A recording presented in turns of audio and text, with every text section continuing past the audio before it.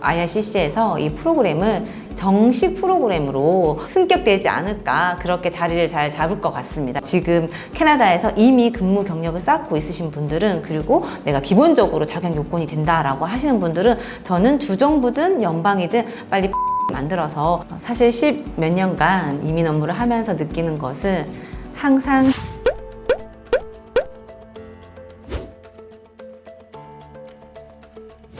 안녕하세요. 안녕하세요. 이사님, 요즘 이민 점수가 점점 높아져가지고 BC주를 포함해서 캐나다 이민이 다 어렵다, 뭐 이런 말이 많이 들리는데요. 이사님은 이제 15년 차 캐나다 공인 이민 컨설턴트잖아요.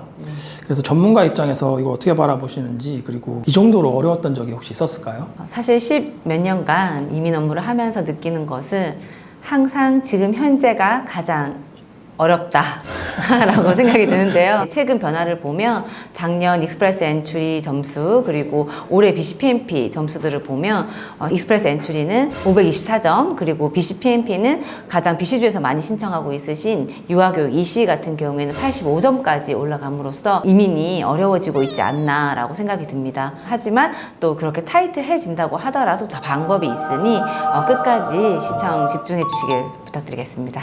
고객분들이 가장 궁금해하실 게 점수가 왜 이렇게 계속 오르고 있는지 궁금할 것 같거든요. 혹시 이사님은 그 원인에 대해서 어떻게 생각하시는지?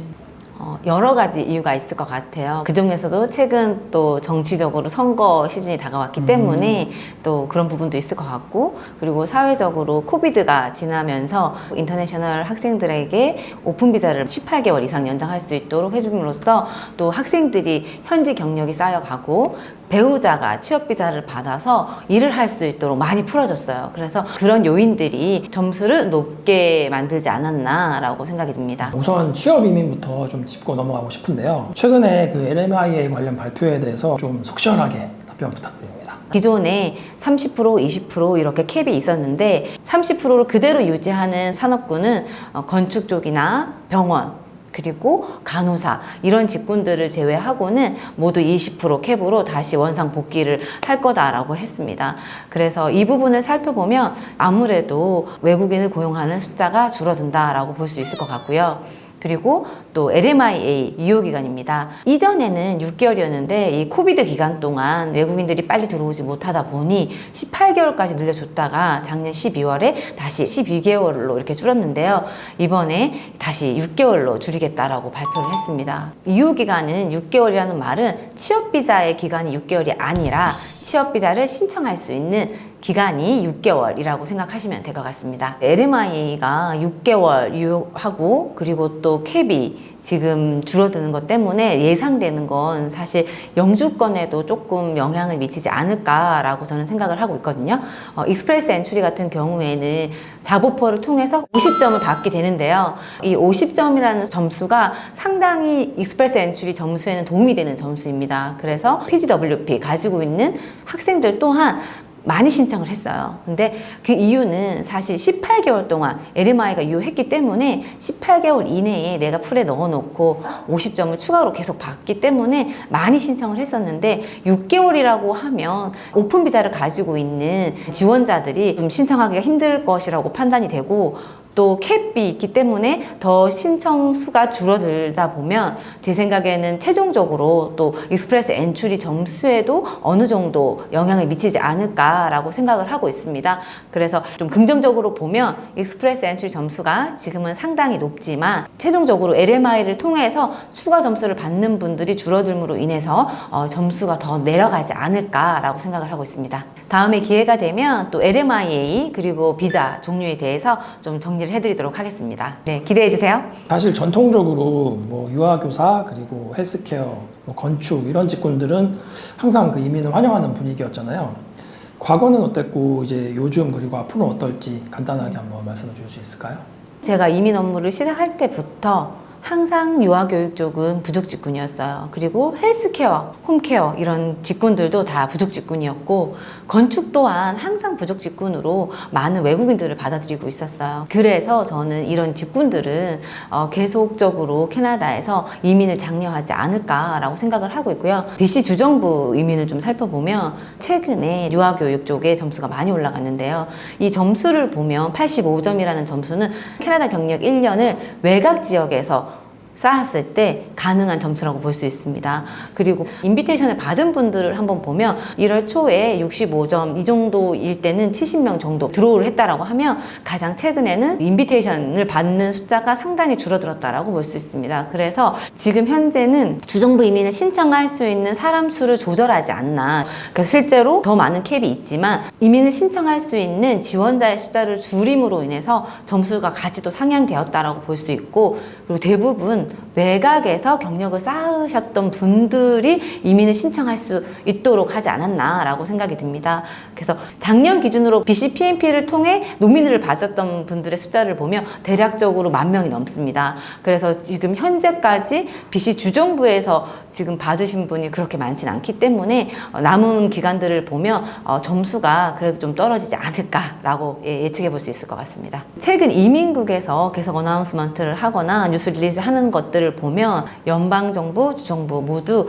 캐나다 현지 근무 경력이 있는 그런 분들을 위해서 뭔가 준비를 하고 있구나라는 게 느껴지고 있습니다. 최근 IRCC에서 발표된 그 어나운스먼트를 보면 캐나다에서 헬스케어나 유아교육 그리고 건축 쪽에 종사하고 있는 스킬드 워커들이 영주권을 받을 수 있도록 어떤 패스웨이 관련된 부분들을 발표를 했어요. 그래서 지금 캐나다에서 이미 근무 경력을 쌓고 있으신 분들은 그리고 내가 기본적으로 자격 요건이 된다라고 하시는 분들은 저는 주정부든 연방이든 빨리 프로필을 만들어서 옛날 코비드 때 인비테이션 쫙 나온 것처럼 그런 상황이 될 수도 있기 때문에 미리 빨리 좀 준비를 해놓으시면 좋을 것 같다라고 생각이 듭니다. 사실 얼마 전까지 그 아그리푸드 분야도 조건이 까다롭지가 않아서 많은 분들이 영주권을 싣고 되게 빠르게 받으셨거든요. 근데 제가 알기로 이게 이번 5월에 종료된다고 해서 앞으로 이쪽 그 종사자들이 이민이 어려워지는 걸까요? 어그리푸드 파일럿 프로그램으로 이민을 신청하는 것이 이제는 어렵다라고 생각하시는 분들이 많이 있겠지만 어그리푸드 같은 경우에는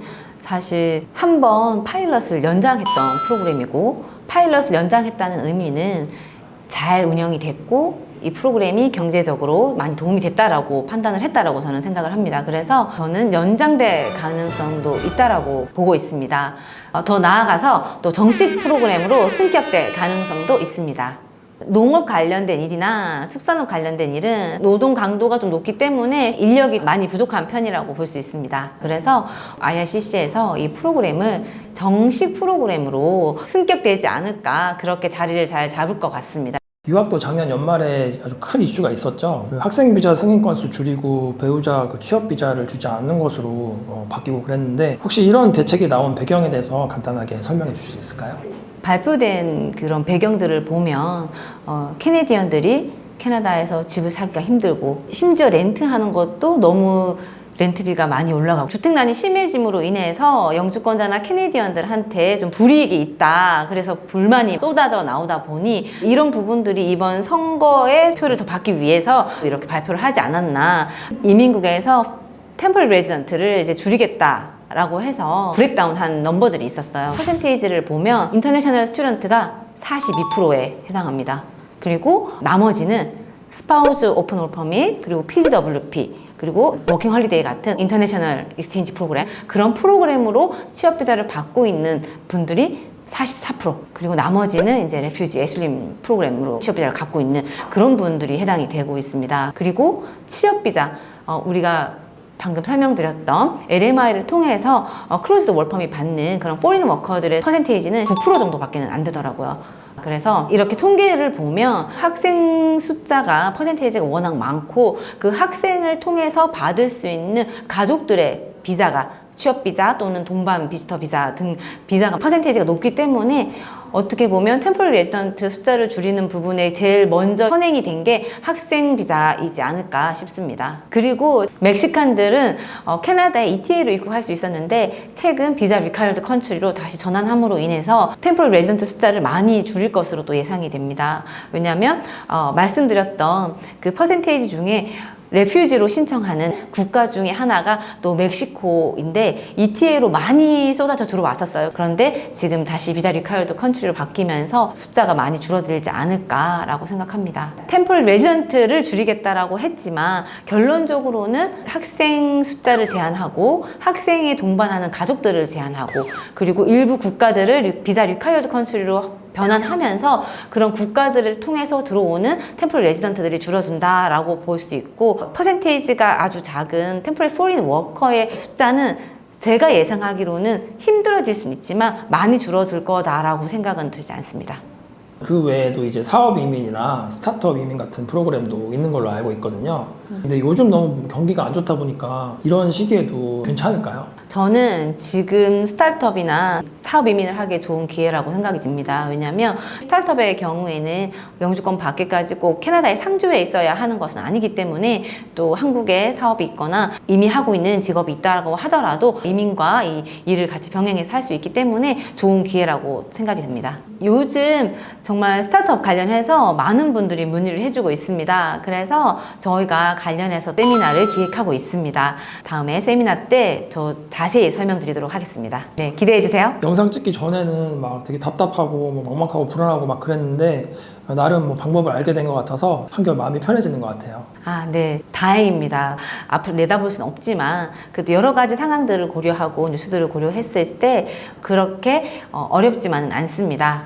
그리고 사실 경기가 좋아서 잘 줄 때는 본인 스스로도 하시는 분들도 많고 또 조금 비용이 저렴하고 라이센스 없이 개인적으로 하시는 분들도 많이 있습니다. 그런데 이민 조건들이나 여러 가지 규정들이 좀 타이트해진다라고 하면 LMI라든지 취업비자라든지 이 영주권이라든지 승인 받기가 더 까다로워질 수 있습니다. 작년 이야기인데요. RNIP 때 어플리케이션을 접수할 때 컨설턴트가 해당 업체에서 경험이 많다, 풍부하다라고 해서 낮은 비용에 계약을 하고 서류를 접수를 했는데 서류에 필요한 정보를 미싱해서 결국에는 서류가 또 리턴이 돼서 저희를 통해서 상담을 받으시고 다시 진행한 경우들도 있습니다. 그래서 반드시 경험이 많고 케이스가 또 많고 또 전문성을 가진 그런 업체와 진행을 하시는 것이 성공 확률을 높일 수 있습니다. 그래서 시간이 아끼는 것이 고객분들이 비용을 아끼는 것이라고 생각이 들기 때문에 경험이 풍부하고 또 전문성을 가진 그런 업체와 진행을 할 수 있도록 부탁드리겠습니다. 더 궁금하신 점은 저희 성공한 사람들로 문의 주시면 저희가 친절하게 답변 드리도록 하겠습니다.